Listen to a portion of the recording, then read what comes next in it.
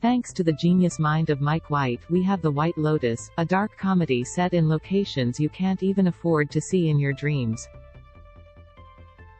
Burdened with the gorgeousness and intrigue of this dark comedy meets reverse murder mystery, we the people can't help but speculate how this delicious hellfire is going to end. In case you weren't aware, The White Lotus has a knack for beginning with a dead body and then going back in time to show the events leading to the mysterious murder. Season 2 is currently airing. Every character on the show is usually a rich asshole with a deep and complex psyche, and, when one of them clashes with the other, it makes for some of the best dialogue on television. The best part of watching it though is trying to gather clues as to who could be dead by the end of it all.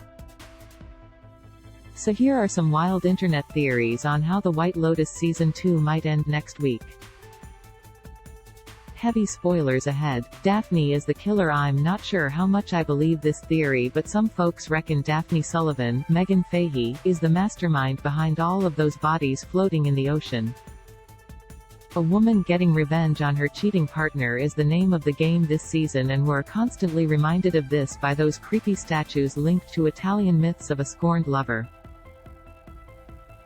We know Daphne, who has been cheated on this season, finds the dead body floating in the ocean, but I don't think she'll end up murdering the 3 people she came on holiday with. She's too smart to get her hands dirty, I reckon. Tanya's dream will come true. It's a huge callback, but remember how in episode 1 Tanya, Jennifer Coolidge, said that she saw Greg, John Grise, dead, with shark eyes? She also said she was surrounded by a heap of effeminate men. We now know that Greg is working with Quentin, Tom Hollander, and the gay mafia in some capacity, so that explains all the effeminate men around her.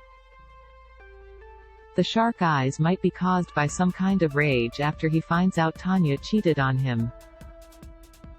Or, maybe it's just an allusion to the fact he'll be floating in the water and sleeping with the fishes. Either way, some shit is about to go down with the gays, especially now that we know Quentin was filming Tanya sleeping with that hot Italian stallion. Messy. But is it too obvious if it ends this way? We shall see. The master key plays a huge part. This theory came from the White Lotus Reddit page. Picture this: Mia, Beatrice Grano, has Valentina's, Sabrina Impacciatore, master key to the hotel, right? What if Mia and Lucia, Simona Tabasco, are working with that mafia kingpin on the down low and use the key to steal from people's rooms? The first person on their to steal from list has to be Cameron, Theo James, who still hasn't paid them for their services. But what if they accidentally go into Ethan's, Will Sharp, room instead? Then Harper, Audrey Plaza, catches the hookers in her room and kills them? Hell, Daphne or Cam could kill the lot of them. All I know is Mia having the master key will pay off big time for her, but she may just end up dead. Portia saves the day. Okay, so we know that Tanya is in trouble, surrounded by gays and mafia men with guns in their bags. Portia, Haley Lou Richardson, is pretty far from her, but what if she senses danger and reaches Tanya right in time to save her life? The 2 women could commit the perfect manslaughter in self-defense. A totally possible theory. Again though, I don't think this is very plausible. It's incredibly obvious for the show to have an ending like that. Let us not forget that Season 1's murder happened because Shane, Jake Lacey, accidentally stabs Armand, Murray Bartlett, after the latter broke into his room and shit in his luggage. Who could have seen that coming? Then again, I have a feeling Love Island UK contestant Jack, Leo Woodall, is trying to keep Portia away from all of the conniving gays for a reason. Albie goes a bit too far. One of the big themes from this season of White Lotus is toxic masculinity, but Albie, Adam DeMarco, tries so hard to be the good guy, that it may just backfire.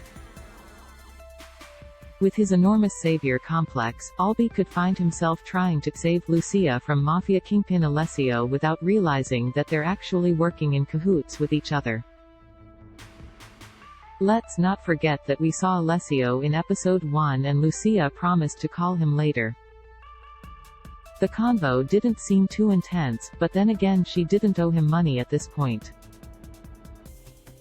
Accidents happen at the end of the day, someone could always just fall off a cliff. Would make sense why their body washed up on the shore. Image, binge.